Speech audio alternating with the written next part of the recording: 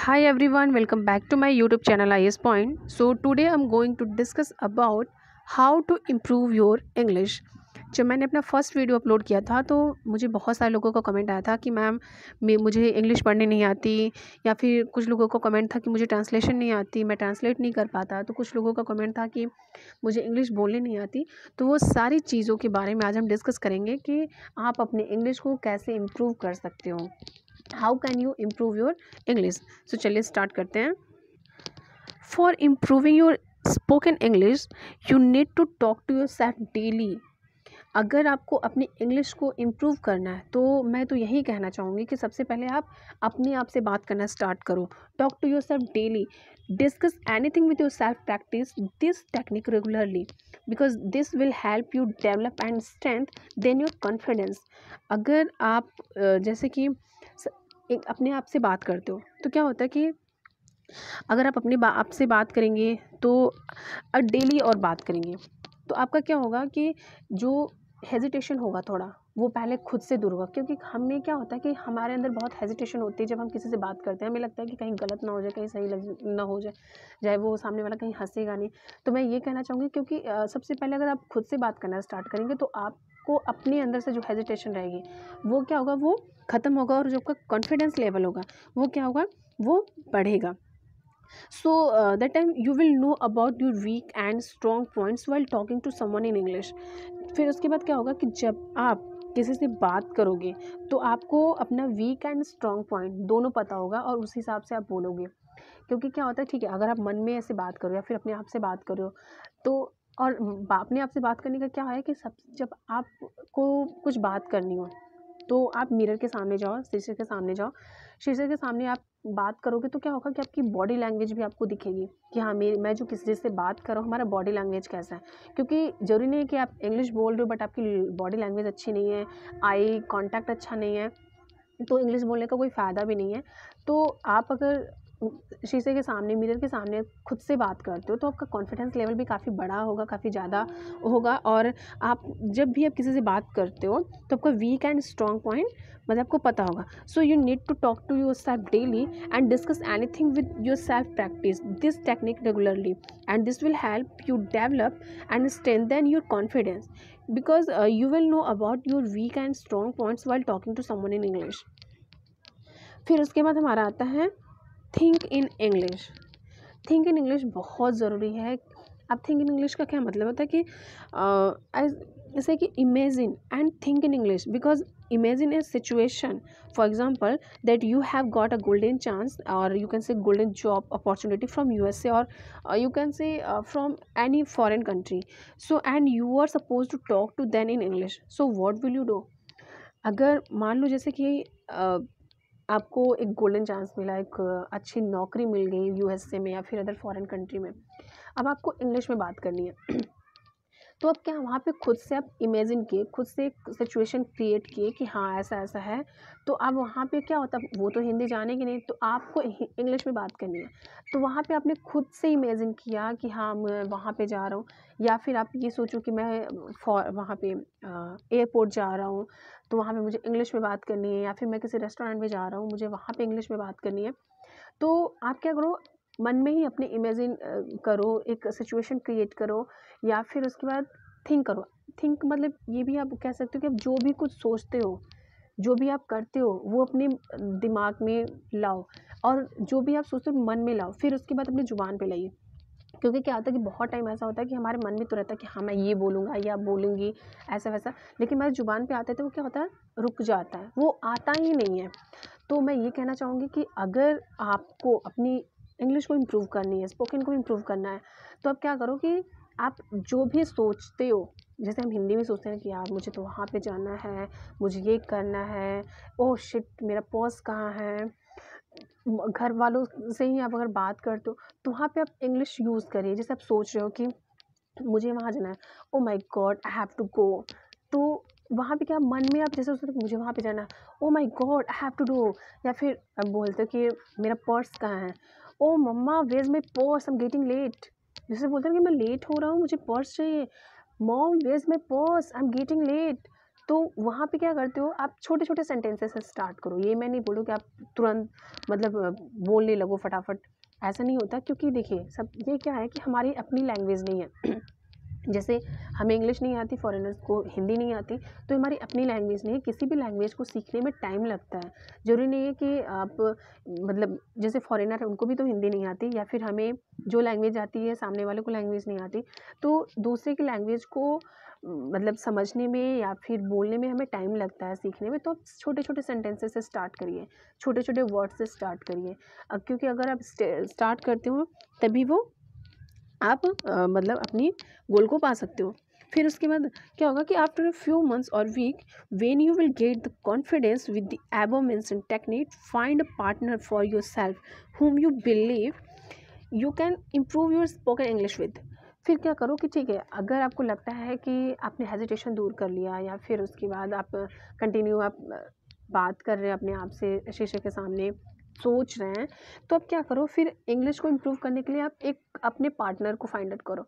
जैसे वो पार्टनर जिसको खुद इंग्लिश आती हो। फिर क्यों? क्योंकि अगर आप जैसे कि होता है ना कि किसी से आप इंग्लिश में बात कर रहे हो, तो ठीक है, ज़रूरी नहीं कि सामने वाले को भी बहुत है, ठीक है, मतलब वो भी टूटी फूटी इंग्लिश बोल रहा हो, आप भी बोल रहे हो, तो आप क्या करो कि उनसे आप डेली बात करो। क्या होगा कि ऐसे आपका जो कॉन्फिडेंस लेवल होगा वो भी बड़ा होगा। और सेकंड थिंग हमारा क्या होगा कि हमारा जो मतलब हमारे जो मन में था कल तक कि हमारी ज़ुबान पे नहीं आ रहा है, वो आपके ज़ुबान पे होगा। तो वो चीज़ आप करो। उसके बाद हमारा आता है कि डिसाइड टॉपिक। डिसाइड टॉपिक क्या होता है कि decide topic and talk about it with one and with another for you can से for few hours. Do it daily and regularly, you will gate improvement in your spoken English. क्या होगा कि अगर आप जैसे कोई टॉपिक लेते हैं, टॉपिक लेने के बाद आप किसी से बात करते हैं, तो कुछ घंटे, क्योंकि हमारा जो कोई टॉपिक अगर मिलता है या कोई डिबेट हमें करना रहता है, तो हमारा अभी ये तो नहीं कि 1-2 मिनट में हमारा टॉपिक ख़त्म हो जाता है या फिर हमारा डिबेट ख़त्म हो जाता है। आप उसको 1-2 घंटे खींचते हो, 1-2 घंटे हमारा होता रहता है। तो आप डेली एक-एक टॉपिक लो कि आप ठीक है, बहुत बड़े मतलब वो मत लो, ठीक है, छोटा-छोटा आप टॉपिक लो कि हाँ, आज हम इस बारे में बात करेंगे, आज हम पॉलिटिक्स के बारे में बात करेंगे, जो हमारे देश में हो रहा है, फिर करप्शन के बारे में हम बात करेंगे, या फिर उसके बाद डोनेशन के बारे में बात करेंगे, या फिर जो रेप हो रहे हैं उसके बारे में बात करेंगे। यानी आप कोई भी एक पॉइंट लो, एक टॉपिक लो, आप उस पर डेली बात करो। क्योंकि अगर आप डेली बात करोगे तो आपकी इंग्लिश क्या होगी, अच्छी होगी। आप इम्प्रूव करोगे खुद को, और आप खुद को फाइंड आउट करोगे कि हाँ, जो कल तक मैं हेजिटेट था, यानी कल तक जो मेरे अंदर ही था वो बाहर नहीं निकल रहा था, आज कम से कम वो मेरे बाहर आया। उसके बाद हमारा आता है कि don't be afraid to make mistakes. क्या होता है कि हमें बहुत डर लगता है कि हम सामने वाले से बात कर रहे हैं, हमारा इंग्लिश ख़राब हो जाएगा। हमें बहुत हेजिटेट होता है कि क्या वो कहीं ऐसा तो ना हो कि वो मेरा पीठ पीछे मजाक लेगा। सो आई वांट टू से कि डोंट फील हेजिटेंट और शाई और afraid, because these are the factors which don't let the person talk in English well confidently and fluently. But don't you can say कि misperceive that you will improve your spoken English by text message। क्या होता है कि हम क्या सोचते हैं कि चलो अच्छा ठीक है, स्टार्ट करते तो हम इंग्लिश में टेक्स्ट के द्वारा हम अपना इंग्लिश इम्प्रूव करेंगे। ऑफ कोर्स आप टेक्स्ट के द्वारा करते हो, आप किसी को अगर इंग्लिश में मैसेज से बात करते हो वो होता है इम्प्रूव। लेकिन वो क्या होता है कि हमारा सिर्फ एक लिमिट हो जाता है कि हाँ, आप लिख सकते हो, आपकी राइटिंग पावर बहुत स्ट्रांग हो जाएगी आप, लेकिन वो क्या होगा, हम बोल नहीं पाएंगे। तो क्या होता है कि आप पहले हेजिटेशन आपका दूर हो। ये मत सोचो कि मैं कहीं ऐसा हो कि मतलब बोल रहा हूँ तो लोग मेरा मजाक बनाए। तो आप पहले अफ्रेड होने से बचें कि आप डर नहीं, आपको डरना नहीं है। क्यों? क्योंकि ये क्या है, फैक्टर्स हैं यार, मतलब ये ज़रूरी तो नहीं है कि ये सबको आए। ये हमारा लैंग्वेज तो है नहीं, किसी भी लैंग्वेज को टाइम लगता है सीखने में। तो आप वो चीज़ करो। और जैसे कि and remember you can only improve your spoken English when you will use your tongue and when you will twist your tongue for difficult words and sentences. So you only you do this by face to face conversation or by calls। क्या होता है कि आप लिख रहे हो, ठीक है, आप लिख का राइटिंग पावर बहुत अच्छा हो, ट्रांसलेशन बहुत अच्छे से कर सकते हो, आप कंटिन्यू लिखे जा रहे हो, इट्स ओके। बट क्या है कि आप बोल नहीं पा रहे हो, तो आपको बोलना है यहाँ पे। तो अब ये कब होगा, जब आपका टंग उस पर काम करेगा। When you will use your tongue and when you will twist your tongue for difficult words and sentences. क्या होगा कि हम कंटिन्यू ठीक है लिख ले रहे हैं, उस वर्ड्स को बोल ले रहे हैं, लेकिन हम क्या होता है कि अपनी ज़ुबान पे ला नहीं पा रहे हैं। और जब आप इंग्लिश बोलते हो तो आपका टंग बहुत उसमें बहुत टंग का बहुत बड़ा रोल होता है। तो क्या करते हो कि अगर आप ठीक है आप लिख तो ले रहे हो, लेकिन आप बोल नहीं पा रहे हो। तो बोल कैसे पाओगे? जब अपने टंग को आप यूज़ करोगे, जब अपने मुंह को आप यूज़ करोगे। तो वो कब कैसे कन्वर्सेशन आपका स्पोकन कैसे आपका इम्प्रूव होगा? जब आप किसी से कन्वर्सेशन करोगे। तो कन्वर्सेशन कैसे होगा? या तो फेस टू फेस होगा या तो फिर बाय कॉलिंग होगा। तो अगर आपको ये लगता है कि ठीक है आपका कोई फ्रेंड है जो आपके पास नहीं है, तो इट्स ओके, आप बाय कॉल्स उससे आप बात कर सकते हो इंग्लिश में। तो वो भी सामने वाला भी समझेगा ठीक है कि हाँ, मतलब अभी ये सीख रहा है बट इम्प्रूव कर रहा है। मैं ये नहीं बोल रही हूँ कि आप मतलब 1 दिन में या 10 दिन में आप बहुत अच्छे बोल सकते हो, नहीं, क्योंकि कोई भी चीज़ सीखने में टाइम लगता है। बट वो कब आपका होगा? जब आप डेली प्रैक्टिस करोगे, डेली एक बोल सकते हो डेली फाइंड आउट करोगे वोकाबुलरी को, या फिर न्यू वर्ड्स को सर्च करोगे। और मैं आपको एक बात और बताना चाहूँगी कि जब भी आप कोई वर्ड देखो, जैसे आप डेली आप न्यूज़पेपर पढ़ो, जैसे द हिंदू आता है। द हिंदू जो होता है वो बेस्ट न्यूज़पेपर होता है। अगर आप द हिंदू को पढ़ोगे तो उसमें आपको बहुत सारे वर्ड्स, बहुत सारे सेंटेंसेस मिलेंगे। तो आप द हिंदू को आप लेकर के उसको फाइंड आउट करो। जो आपको नहीं समझ में आ रहा है, हमारा गूगल है, उसके बाद कुछ ऐसे ऐप्स होते हैं जो कि हमारा हेल्प करते हैं। या फिर उसके बाद आप डिक्शनरी का यूज़ करिए। डिक्शनरी का यूज़ करने से आपको उसका हिंदी भी समझ में आएगा। या फिर अगर हिंदी है, आपको उसका इंग्लिश खोजना है, तो एक ऐप है डिक्शनरी का, हिंद खोज डिक्शनरी मुझे लगता है कि बहुत अच्छा है। तो उसमें हिंदी और इंग्लिश दोनों आप फाइंड आउट कर सकते हो। तो वो चीज़ आप सर्च करो। उसके बाद हमारा आता है प्रोनाउंसिएशन। बहुत सारे लोग ऐसे होते हैं कि जो भी कुछ बोलते हैं वो बहुत गलत बोलते हैं। जैसे स को श बोलेंगे। उसके बाद कुछ ऐसे वर्ड रहेंगे जो कि हम बचपन से सुनते आ रहे हैं, लेकिन उस प्रोनाउंसिएशन हम गलत सोचे हैं तो गलत। जैसे मैंने बहुत सारे लोगों को सुना है कि वी को वो भी बोलते हैं। इट्स नॉट भी, इट्स अ वी। तो वो क्या करते हैं, हर चीज़ को एक गलत तरीके से लेके जाते हैं। सो आपका प्रोनाउंसिएशन जो हो वो सही होना चाहिए। So by speaking and reading would properly be a big help. तो आप क्या करोगे? अगर प्रोनाउंसिएशन आपको करना है तो आप क्या करोगे? रीड करो पहले। अभी हालांकि मैं आपको जो हमारा टॉपिक वो आएगा तो मैं समझाऊंगी। तो आपका प्रोनाउंसिएशन, जो भी आप प्रोनाउंसिएशन कर रहे हो, जो आप प्रोनाउंस कर रहे हो, वो आपका एकदम सही होना चाहिए। After that record your voice. Record your voice में क्या होता है कि ठीक है आप जो भी कुछ बोल रहे हो, whatever you are speaking, तो वो क्या होता है, जस्ट रिकॉर्ड इट। क्योंकि अगर आप रिकॉर्ड करोगे ना तो आपको ये पता चलेगा रिकॉर्डिंग करने के बाद कि हाँ, ये मैं जो बोला हूँ वो सही है कि गलत है। या फिर ये बोल सकते हो कि आप अपनी कमियों को भी फाइंड आउट कर पाओगे कि हाँ, मैंने ये सेंटेंस गलत बोला या फिर मेरा ये प्रोनाउंसिएशन गलत था।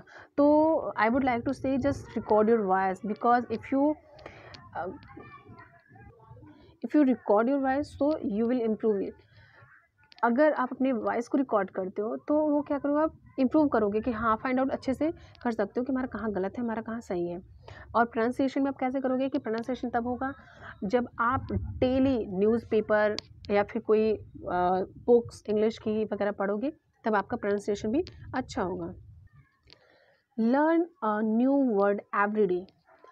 मैं ये कहना जो ठीक है आप 50 वर्ड याद करो, 50 वर्ड मत करो, आप इतने ही वर्ड्स याद करो जिसको आप यूज़ कर सको। आप एक डायरी बना लो, उसमें आप जितने भी न्यू वर्ड्स आपने देखा, जैसे द हिंदू आप पढ़ रहे हो, द हिंदू में बहुत सारे वर्ड्स मिलते हैं अच्छे वो बड़ा मीनिंग भी रहता है, वर्ड्स रहते हैं। और कहीं आप कोई और बुक पढ़ रहे हो तो आप अगर उस वर्ड को एक डायरी में लिखते हो तो क्या होगा, आप उसके बाद एटलीस्ट आप उसको दिन में 3 बार सेंटेंसेस में यूज़ करो।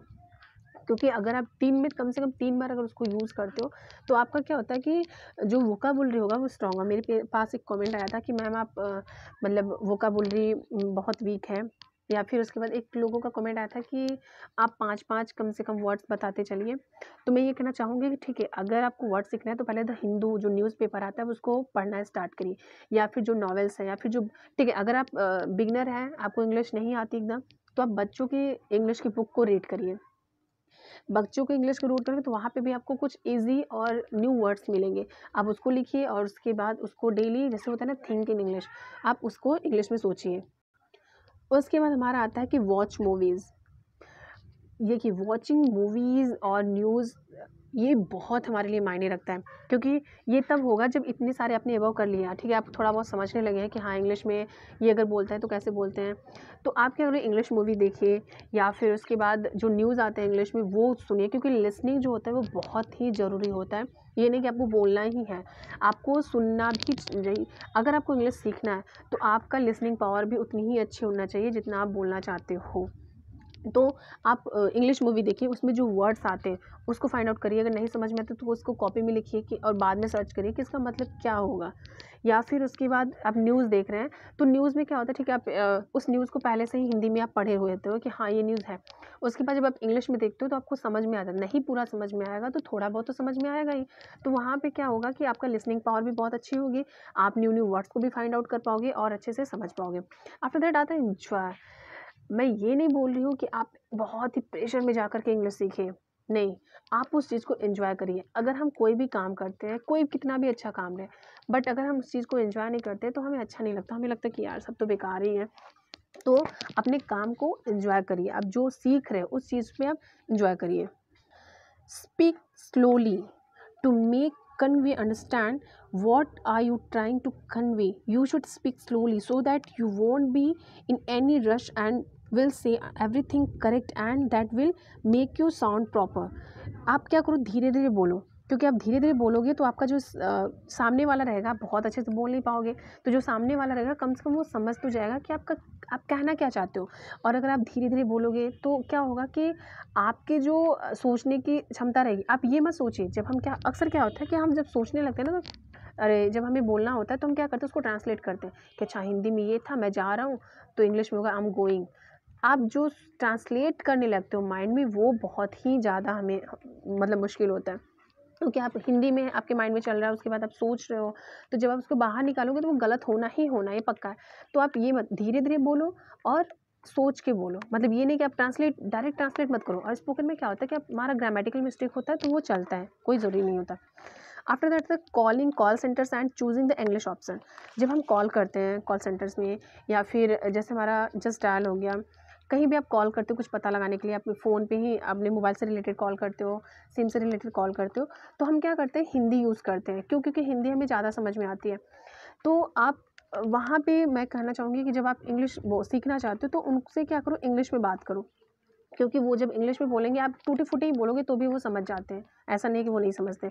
तो आप क्या करो, डेली उनसे मतलब ठीक है, नहीं हुआ तो 10 दिन में ही आप कॉल करके बात करो, इससे क्या होगा, आपकी इंग्लिश इम्प्रूव होगी। After that the read aloud. Read aloud में क्या होता है कि जो भी कुछ आप पढ़ो, whatever you are reading, आप क्या करो, उसको ज़ोर से बोल के पढ़ो।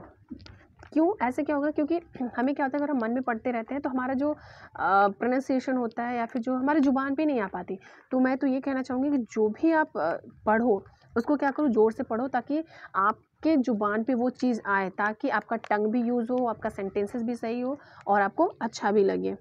आफ्टर दैट आता है कि प्रैक्टिस कंसिस्टेंटली, यानी लगातार आप प्रैक्टिस करो। आप 1-2 दिन किए, 4 दिन किए, 10 दिन किए, उसके बाद बंद कर दिए, नहीं, आपको डेली प्रैक्टिस करना है, क्योंकि अगर आप डेली प्रैक्टिस करोगे तभी आप सही वो कर पाओगे। उसके बाद हमारा आता है कि singing is good for practice, ठीक है। हमें क्या होता है, हम हिंदी सॉन्ग बहुत गाते हैं, बॉलीवुड सॉन्ग्स हो गए, भोजपुरी सॉन्ग्स हो गए, तेलुगु सॉन्ग्स हो गए, तो वो क्या होता है, क्यों आपको ऐसा लगता है कि वो हमारा मदर टंग है और हमें अच्छे समझ में आ जाता है, ठीक है।